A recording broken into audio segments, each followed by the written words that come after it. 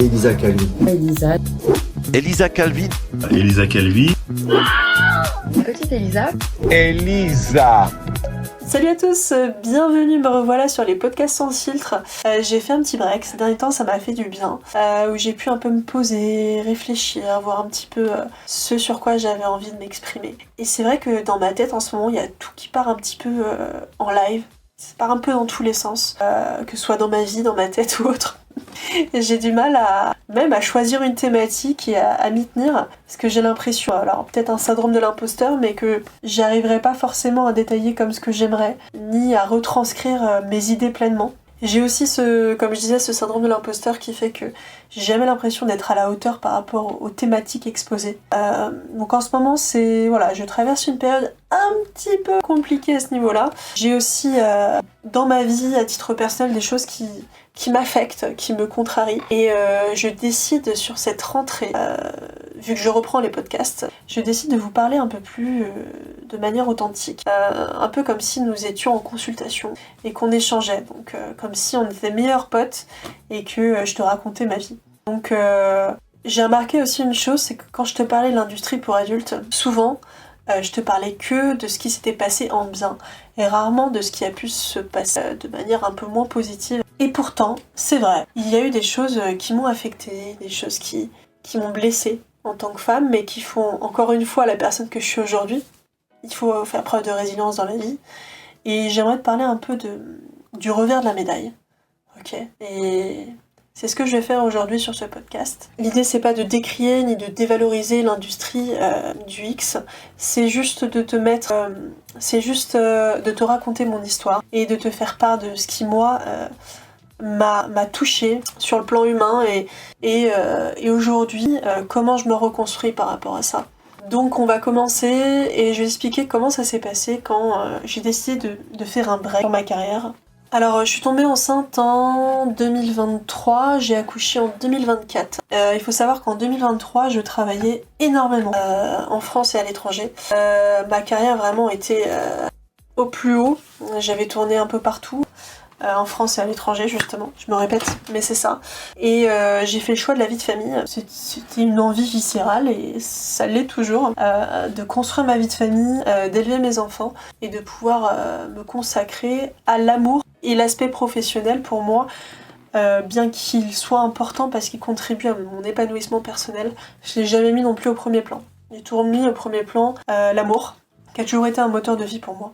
Donc et que ce soit l'amour amical, amoureuse, enfin l'amour au sens large du terme. Et donc suite à ça, donc j'ai accouché de ma fille, je m'en suis bien occupée pendant 6 mois avant qu'elle rentre à la crèche, donc j'étais H24 avec elle. Un nourrisson c'est normal. Suite à ça, j'ai repris mes collaborations, j'ai repris certains shows en strip, j'ai repris la création de contenu.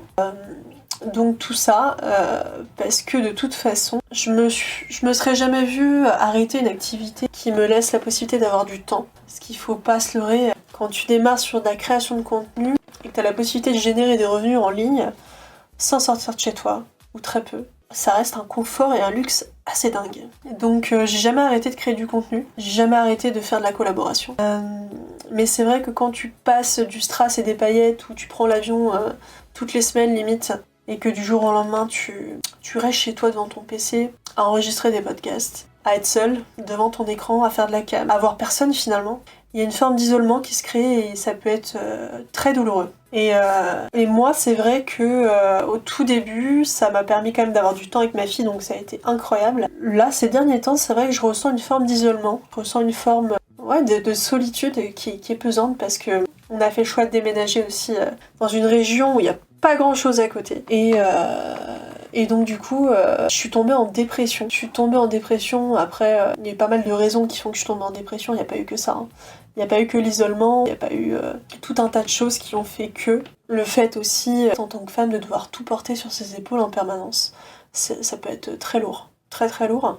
Et j'ai aussi vécu un avortement, pour ceux qui ont suivi un petit peu l'histoire, qui a été très douloureux pour moi. Donc je l'ai pas bien vécu du tout. Mais au final, c'était un choix de ma part et c'était à refaire, je le referai quand même si ça a été douloureux. Suite à ça, forcément, comme vous le savez, dans un couple, il y a des hauts et des bas.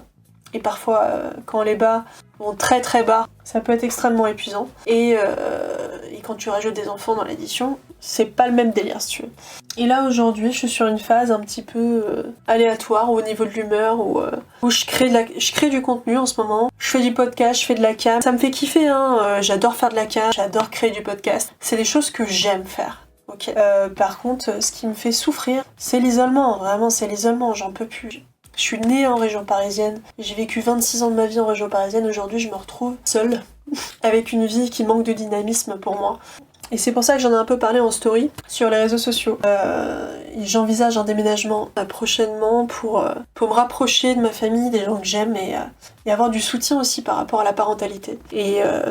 Et pouvoir avoir plus d'opportunités professionnelles, pouvoir me rapprocher pour tout ce qui est interview, collaboration ou autre. Parce que c'est ce que j'aime faire profondément. Je me vois pas arrêter les collabs, je me vois pas arrêter, ou peut-être même reprendre les tournages si j'en ai envie. Donc je décide de me rapprocher de ma vie d'avant. Pas par nostalgie, mais plus pour des raisons liées à l'amour.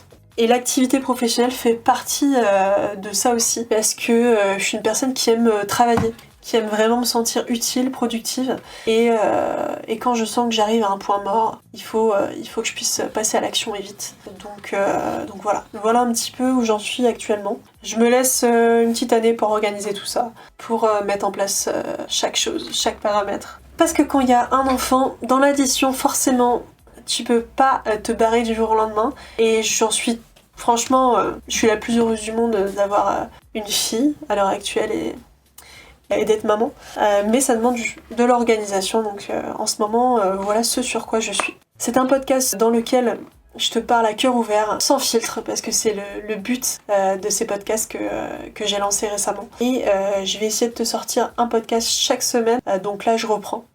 Donc toutes les semaines, première semaine de septembre. Je suis vraiment hyper heureuse de vous retrouver, d'avoir relancé ça.